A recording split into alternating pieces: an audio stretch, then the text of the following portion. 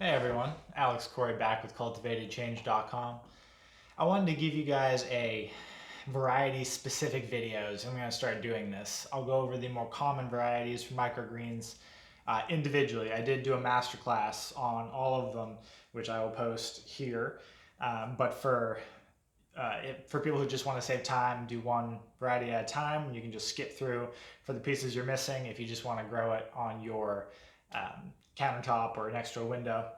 Today's going to be sunflower. I did do a video on shipping difficulties I've been having with sunflower. Namely, I can't get them.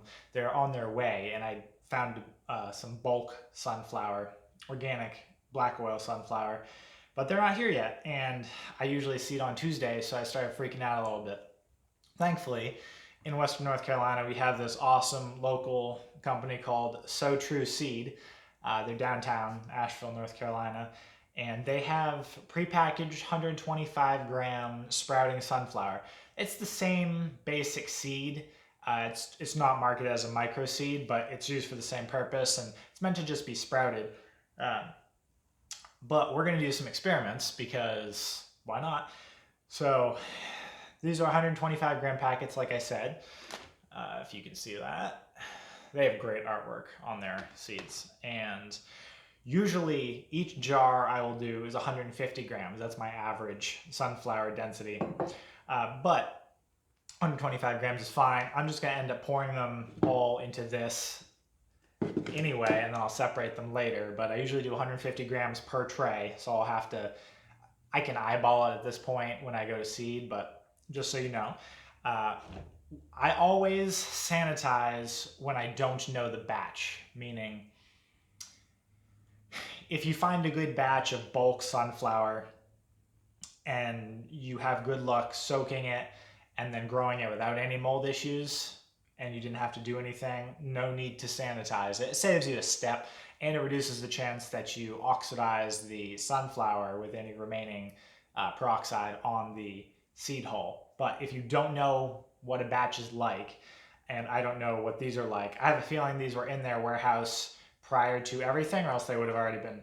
I'm sure they have had the same issues I have had finding sunflowers from anywhere, because you can't seed harvest here because it's winter. So they probably have had these for a little bit, and I might have gotten lucky and snagged the last of them. This should tide me over until my other big order comes in.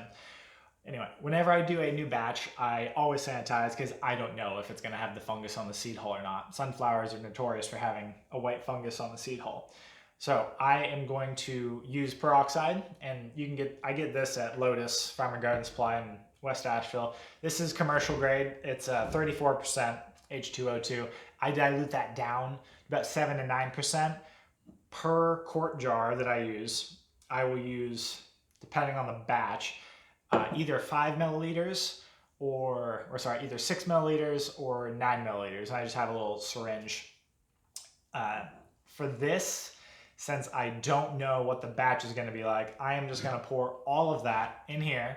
So that's going to be 500 grams of sunflower. So that's just short of 4 trays. It'd be about a little over 3.5 trays.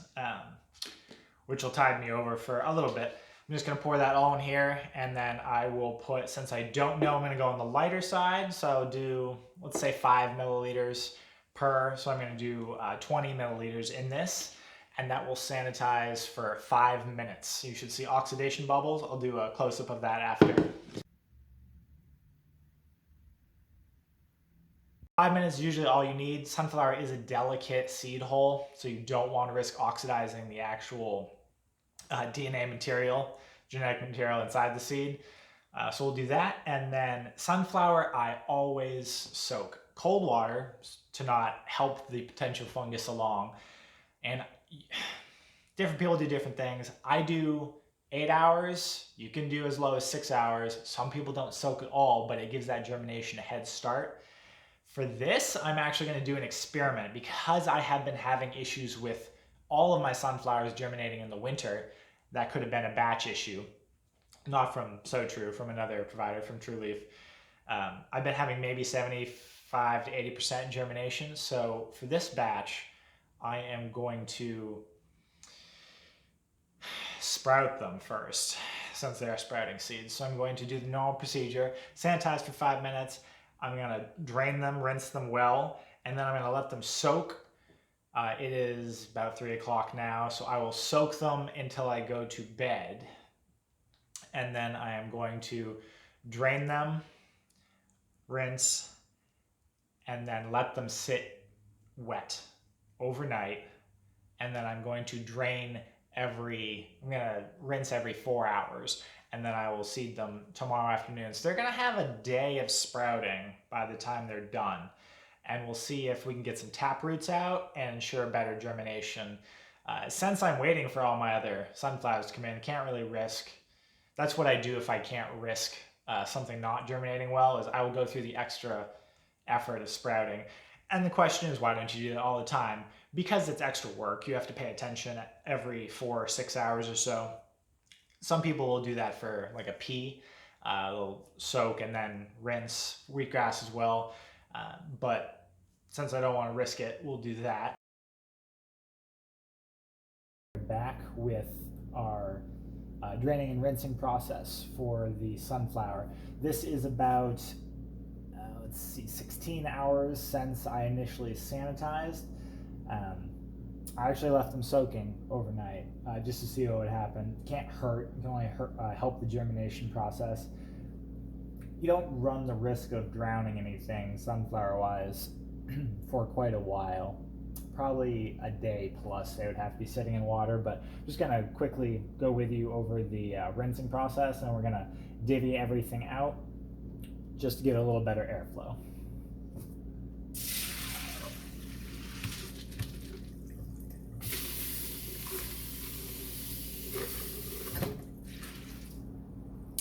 Do make sure you sanitize everything that you use, anything that you would sanitize seed-wise that you put in another container. Make sure you sanitize that either just with soap and water, or let it bathe in peroxide for a little bit, just to make sure there's no residual mold or bacteria hanging around. Just gonna rinse this.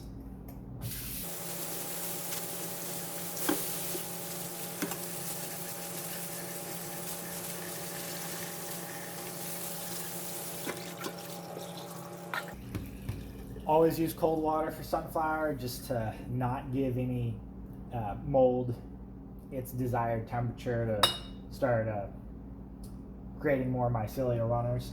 And then I'm not going to measure these. I would normally, but I'm just going to eyeball it because it'll be close enough. Each one of these will be about 150 grams.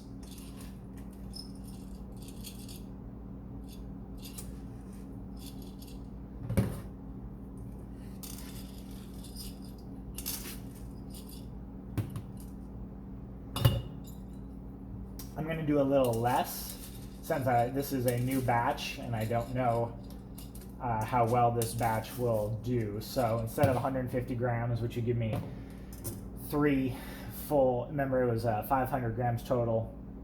So I'm going to do, it would be 3 full trays and then like 50 grams out of another one. Instead, I'm just going to go light on all of them. So maybe each one will have about 125. It's not going to be exact, but it doesn't matter that much. When you don't know a batch, less dense is better. Just reduces your chance for mold growth. And I don't have as many as I normally would trays this week, just because this is the week of shipping delays. So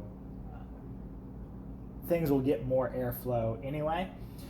So these are piecemealed into 4 containers each, and I'm going to put them in their resting spot. They're just going to sit like this until I seed this afternoon, so they'll be wet and continue their sprouting process for about another 6 to 8 hours, and we'll see if we get any tap roots shooting out by the end of it. And we'll be back this afternoon whenever we go to seed.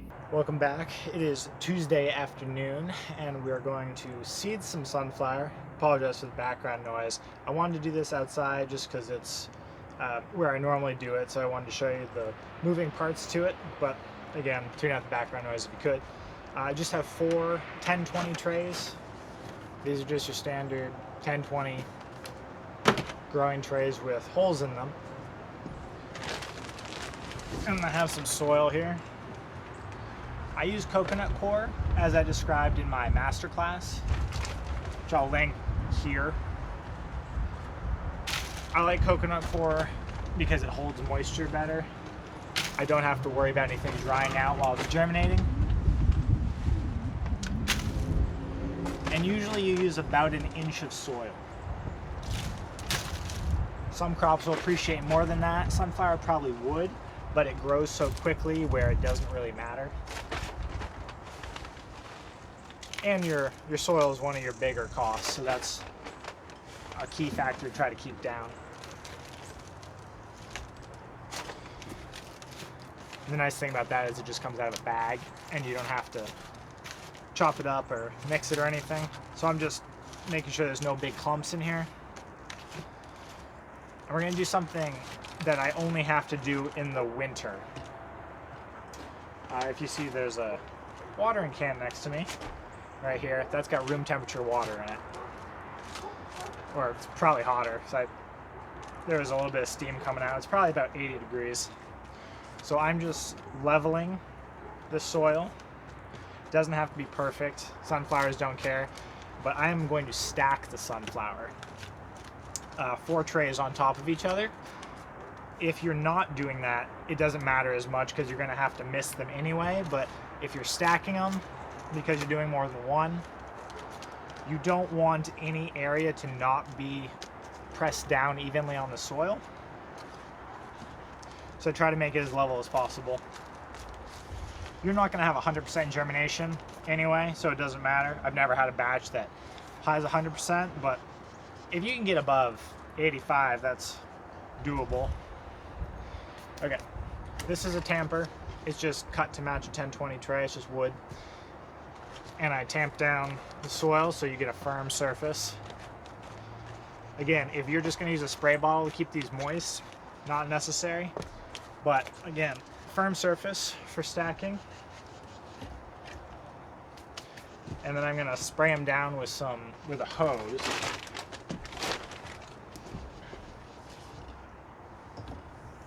This is pretty chilly water. It's been outside and it's winter, so this is probably 50-degree water, maybe a little less.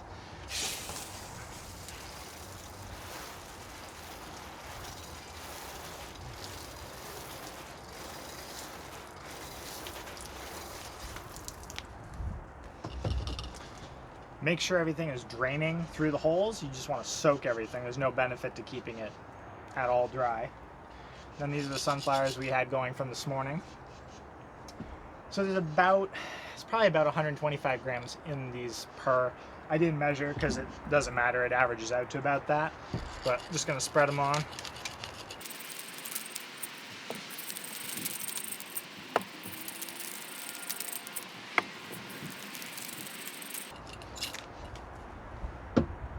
And then just make sure there's no massive clumps. You're going to have some because it's possible to not, but just try to make sure they're as evenly distributed as possible.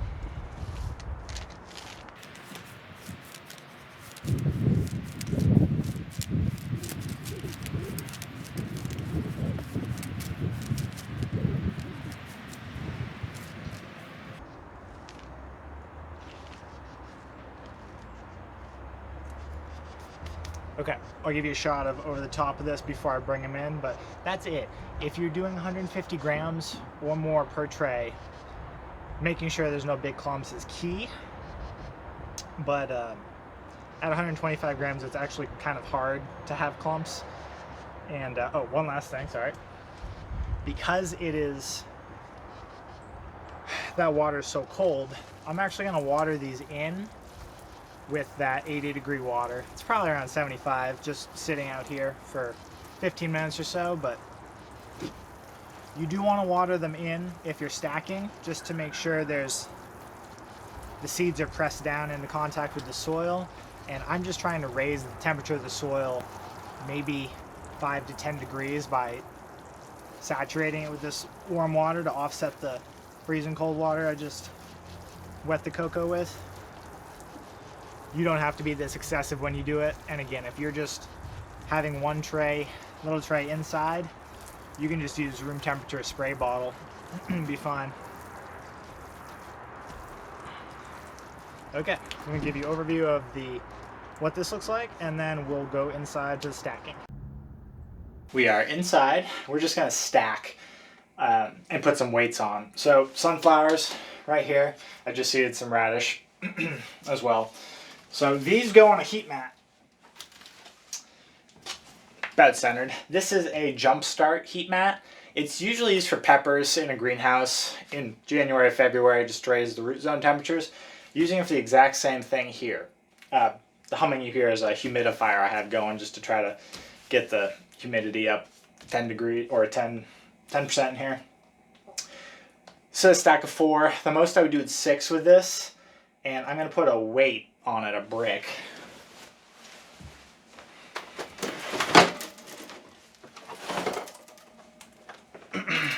This is just a super sturdy tray with a paver on it, centered. And I just dump this here. That just ensures firm contact, all the seeds with the soil, so they never lose contact with moisture. What I will do, what I've started to do, even at 4 trays, is rotating. So tomorrow I will take this bottom tray and move it to the top and put the weight directly on that. The bottom one has to fight the most pressure, so it usually lags behind about a day. It'll get there, but in the winter, because there's so little humidity, we want to give it the same opportunities as everything else. So I will rotate it, and that'll ensure semi-even germination. Hopefully, this gives about 10 degrees. So by the time it gets up here, it's maybe an extra 5 degrees. If they're sitting at anywhere between 65 and 75, there's no way they're getting to 75. So it's probably around 68. This room is warmer, which is why I have everything germinating. All these other trays are just brassicas that I did last week. But we'll check on these guys. Today is Tuesday. We'll check on them Friday to see how they're doing. We'll give them a couple days with pressure. Like I said, I will rotate a day later, so that's tomorrow. And we'll be back. It is Friday, and we're just checking on the sunflower. So this would be 3 full days after we seed. If we seed on Tuesday afternoon, it's Friday afternoon. So this is about 3 days. And they are doing well. The one thing I did do was I got my bulk shipment in on the day after we seeded. So I seeded an extra tray, soaked and seeded. And that one, I don't know if you can see that. You see the white there? That's the fungus. So that's the difference in batches. And this is the Sow True Seed. It's still there, the mold, but one is significantly different. Let me show you that again. I don't know if you can see that. I'll pull open a tray and give you guys an overview of it. But that's actually good because I'm going to show you what I do to remedy that. If you see it this early on, it's just going to start taking over the leaf. So I'm going to go get a spray bottle and we'll deal with that. I just brought it out to the kitchen so I didn't have to do it with one hand. But if you can see, this is the tray with the bulk seeds that came in that I probably rushed and didn't fully sanitize, but you can see that fungus starting to take over. So if this happens, we have a spray bottle here, and that's just 7, probably on the more dilute side at this point, but we're just gonna spritz everything down. And this is the Sow True Seed packet. A little mold. Again, it's really hard to get away from it, but not nearly the same thing, and better germination. So I'm going to give this a real light spritz, just in those pocketed areas. Just enough to oxidize. Make sure you wash your hands after this. Your skin will turn white. I'm not wearing gloves just because I want to show you quickly, but it's not. It doesn't burn. It'll just be a topical issue for a bit. But I'm going to restack And then some people will water it in after this to let that, you can see little bubbles there actually. I don't know if you can see the popping here, but I can see it oxidizing. Some people will then water this down just to wash the peroxide off so it doesn't sit. And I might do that. I might take it outside and just drown it with some water real quick, put it back on the stack, and then that'll actually come off in 2 days. We'll have another update for you. Morning, everyone. We're checking back in on the sunflower. This is Sunday morning, so we are 4.5 days after seeding. This is the point at which I will usually decide to do something with them. So let's peek under, and that looks pretty good. If they're popping out the sides like this, either put them under lights or put them in a blackout dome. Now, since it's winter, I just want them to get a little longer. If this was summer, they would have been physically pushing everything up by now. But it's winter, so I'm going to actually put them on the bottom shelf here, put them in a blackout dome for about a day. Even in winter, 2 full days under lights is plenty of time for them to mature and be perfect harvest size. You don't need those first real hairy sunflower leaves to be out, so 2 days under lights is plenty of time. But you can make your own decision whenever, if you're just doing one tray at what stem length you want. So I'll just give you a quick shot of me putting them in a blackout dome, and we'll check back Tuesday night just prior to harvest.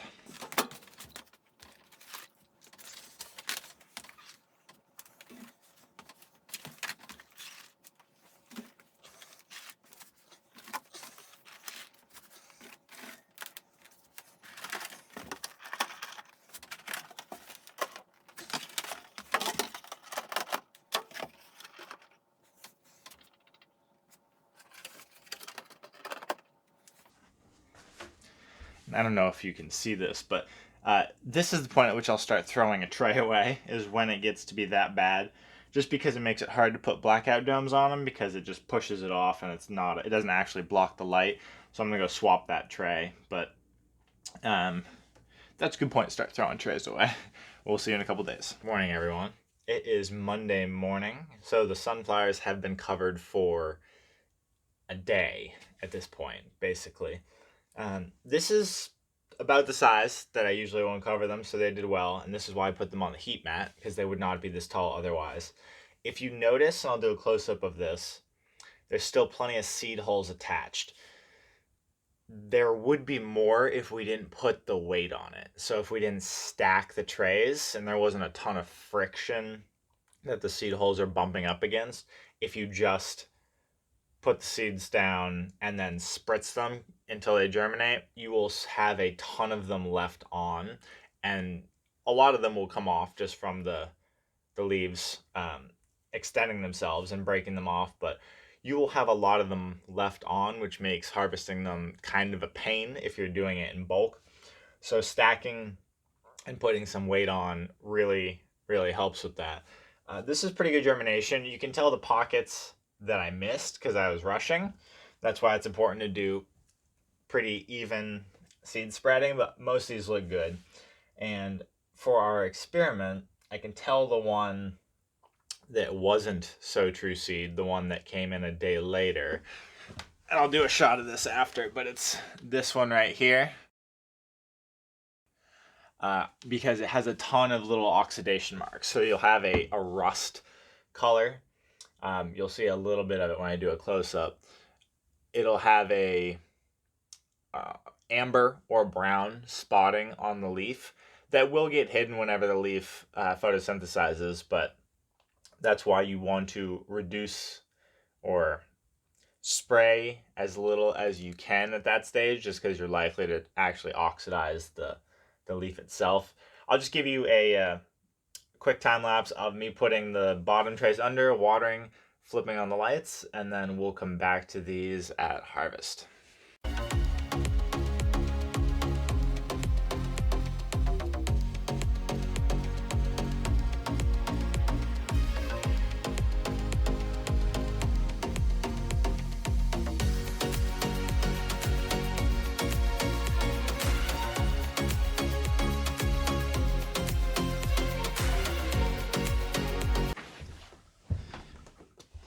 And just so you're aware, I only fill the troughs of the sunflower with water. You can do way more because they do like to be wet, but since we did have known mold issues already going, that will help it spread quicker.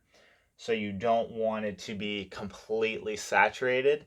Give them a chance to dry, the leaves at least, to dry out under the lights before you have them start transpiring profusely again. And then once they've dried out, which only takes like 6 hours, then you can do a full watering and try not to water within 12 hours of harvesting because the leaves are likely to be wet and they just stay fresher for so much longer if the leaves are dry. If you have a high powered fan or you're going to dry them after you harvest them, not a big deal. But if you just put in a clamshell or a bag right after you cut them, try to make sure the leaves are dry. It is Tuesday night, so it's the night before harvest. I will actually start harvesting for some of my restaurant mixes tonight. I just wanted to give you guys a comparison and show you a couple things. You'll see in the middle of this that the sunflowers are quite a bit shorter, maybe an inch, and that's just because the edges get light sooner, even if you stack. I don't mind that because this will actually fill in.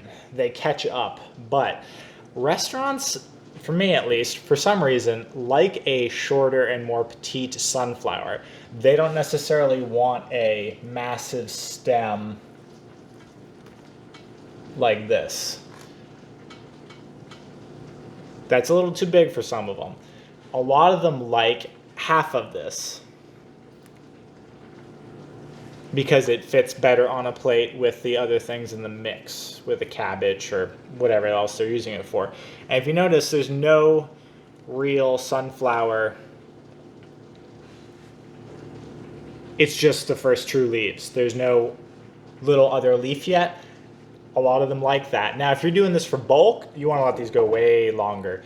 So in the winter, I might even consider doing a 10-day cycle for sunflower just to let them just, you can keep them germinated. Germination and the length they are when you unstack greatly determines how big they're going to get in general. This is still pretty big, and you notice the ones on the edges are much bigger, and that's about bulk sizing. The other thing to notice is this was the tray that I did a day later whenever I got my bulk shipment in. It's the 5th tray I added in. And if you see this middle patch here, there's still a whole bunch of seed holes on there. That's the benefit of leaving that stacked as long as possible, is that friction will shed the holes. Now, most of those will pop off when the leaves expand, but sometimes they don't. And harvesting that is a pain in the butt because then you get to go and do this or risk damaging the leaf by brushing your hand over it. Or if you cut them, you can wash them and then dry them, but when you're spinning to dry or when they're in the water just bumping up against each other, you do run the risk of tearing them and damaging too. So I don't like to do that. Most of these will fall off, and then oftentimes the short ones I'll just harvest for my mixes, and they're not quite done yet. We have maybe another 12 hours for them to grow, and even if they're not under lights the entire time, they will grow.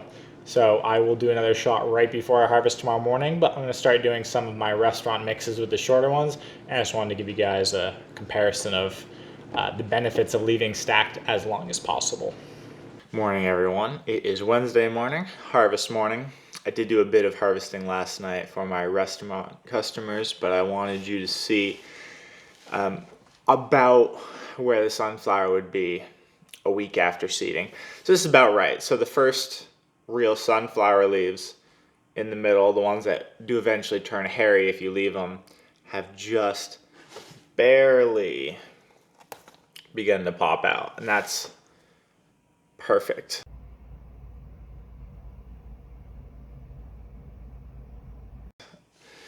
So a lot of people will cut like this. You can let these go longer if you want. So if you want to go for